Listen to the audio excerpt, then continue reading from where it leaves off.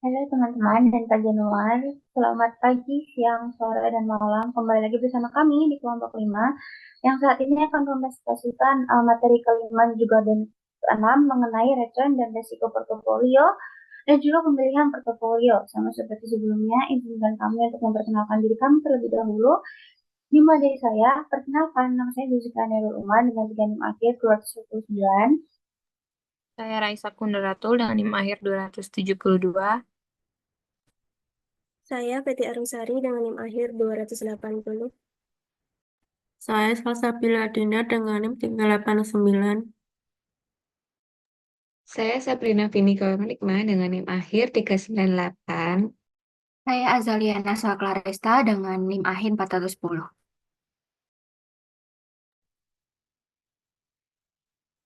Oke, next. Oke, untuk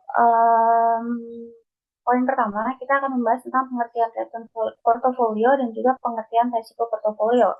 Yang pertama, kita akan membahas tentang pengertian return portofolio terlebih dahulu.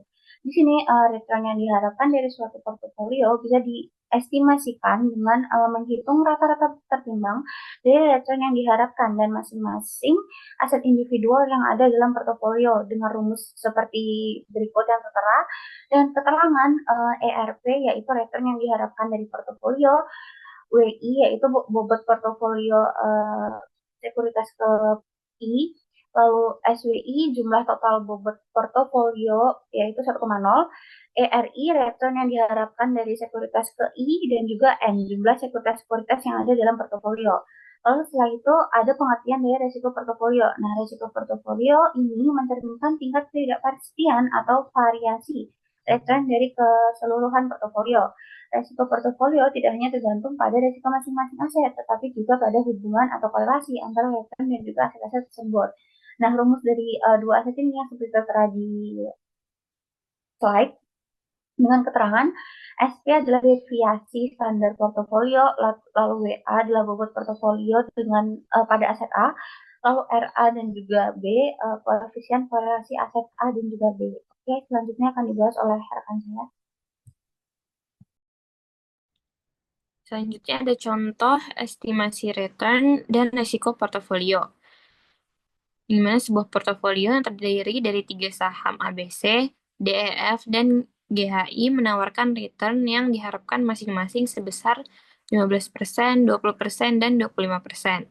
Misalnya, persentase dana yang diinvestasikan pada saham ABC sebesar 40%, saham DEF 30%, dan saham GHI 30%. Maka return yang diharapkan dari portofolio tersebut adalah, nah, yang dimana dari soal diketahui R1-nya itu 15% atau 0,15, W1-nya 40% yang berarti 0,4, R2-nya 20% itu 0,20, W2-nya 30% atau 0,3, R3-nya 25% atau sama dengan 0,25, W3-nya 30% ya sama dengan 0,3. Selanjutnya langsung dimasukin ke rumus, totalnya jadi 0,195 atau 19,5%. Selanjutnya akan dijelaskan oleh rekan saya.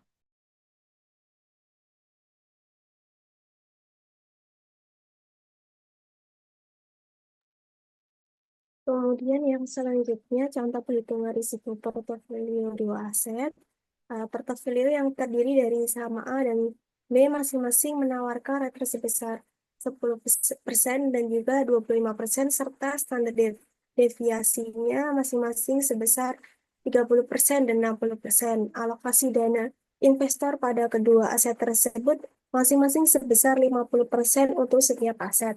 Nah, untuk rumusnya adalah standar deviasi portofolio atau risiko total sama dengan akar sama dengan WA dikali standar deviasi saham A ditambah ditambah WB dikali standar deviasi saham B ditambah 2 proporsi dana saham AB dikali return saham A dan B dikali standar deviasi saham A dan B. Nah, di sini diketahui return saham A adalah 10%, tidak dipakai di dalam perhitungan risiko, tetapi penting jika kita mau menghitung return juga. Kemudian untuk return saham B sebesar 25%, kemudian standar deviasi saham A sebesar 30% atau sama dengan 0,3, dan standar deviasi saham B sama dengan 60% sama dengan atau bisa disebut juga 0,6.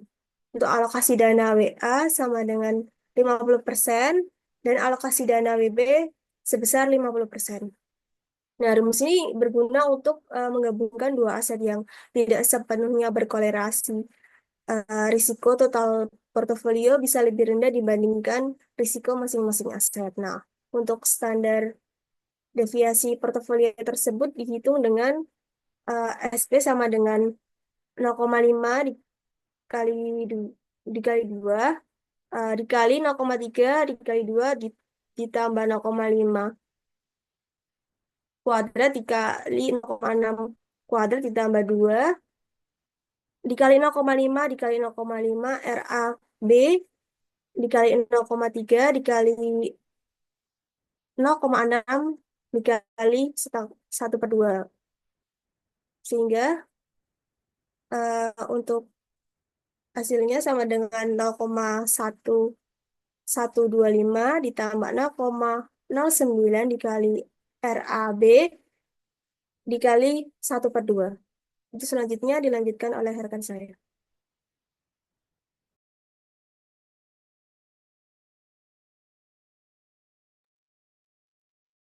Selanjutnya, pemilihan portofolio atau portofolio selection. Portofolio efisien adalah portofolio yang memaksimalkan return yang diharapkan dengan tingkat risiko tertentu yang bersedia ditanggungnya, atau portofolio yang menawarkan risiko terendah dengan tingkat return tertentu. Portofolio optimal merupakan portofolio yang dipilih investor dari sekian banyak pilihan yang ada pada kumpulan portofolio efisien. Fungsi utilitas dapat diartikan sebagai suatu fungsi matematis yang menunjukkan nilai dari semua alternatif pilihan yang ada. Fungsi utilitas menunjukkan preferensi seorang investor terhadap berbagai pilihan investasi dengan masing-masing.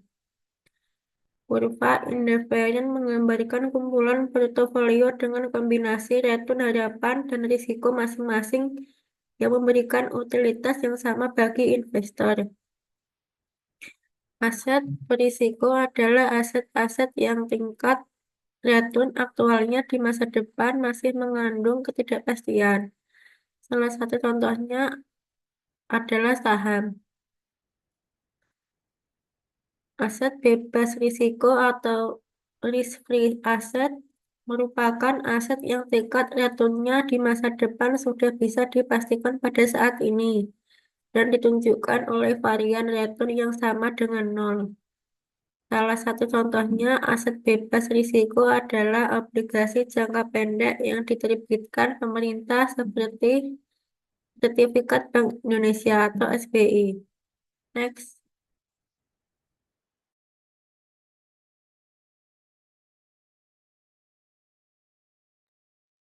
Oke, yang selanjutnya yaitu ada prinsip-prinsip dalam pemilihan portofolio.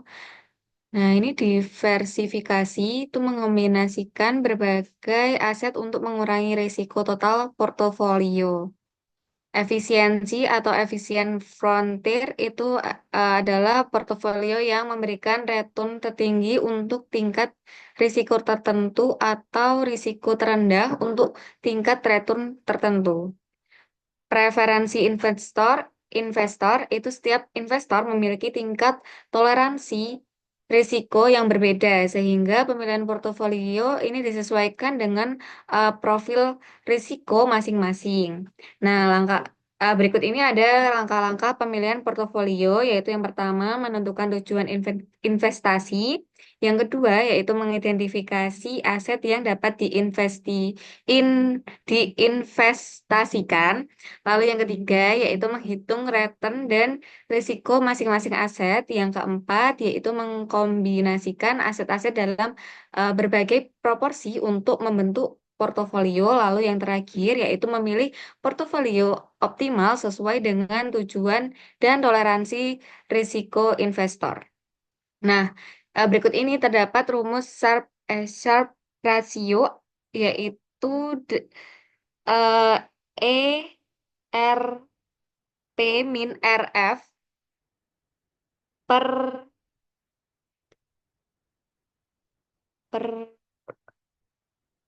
itu yang seperti ada di PPT dengan keterangan RP itu return portfolio, RF risk free rate 5% atau 0,05, dan yang terakhir standar deviasi atau risiko portofolio. Lalu next. Selanjutnya ada contoh pemilihan portofolio. Nah, di sini ada soal seorang investor sedang mempertimbangkan dua pilihan portofolio, yaitu portofolio A dan portofolio B. Portofolio A memberikan return yang diharapkan sebesar 18% dengan resiko atau standar deviasi sebesar 12%. Portofolio B memberikan return yang diharapkan sebesar 20% dengan resiko sebesar 18%. Tingkat return bebas resiko atau risk-free rate diasumsikan sebesar 5%. Investor ini bersifat risk averse, artinya cenderung menghindari resiko dan ingin mendapatkan imbal hasil terbaik terhadap resiko yang diambil. Pertanyaannya, portofolio manakah yang sebaiknya dipilih oleh investor tersebut? Gunakan pendekatan Sharpe ratio dalam menjawabnya. Nah, diketahui bahwa portofolio A itu returnnya 18% sama dengan 0,18, resiko 12% sama dengan 0,12. Nah, pengerjaannya itu Sharpe ratio itu seperti yang pada di gambar. Kemudian ada diketahui portofolio B, return 20% sama dengan 0,20, resikonya 18% sama dengan 0,18. Seperti yang pengerjaannya yang Sharpe ratio B, seperti yang pada di gambar. Nah, kesimpulan dari pertanyaan tersebut adalah meskipun portofolio B menawarkan return lebih tinggi sebesar 20%, namun portofolio A memiliki Sharpe ratio yang lebih tinggi 1,083 dibandingkan 0,833. Artinya, portofolio A lebih efisien karena memberikan return yang lebih besar per unit risiko. Nah, jadi investor sebaiknya memilih portofolio A.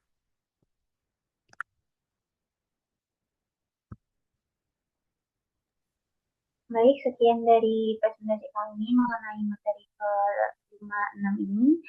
Terima kasih atas perhatiannya dan selamat bertemu di presentasi terakhir. Terima kasih.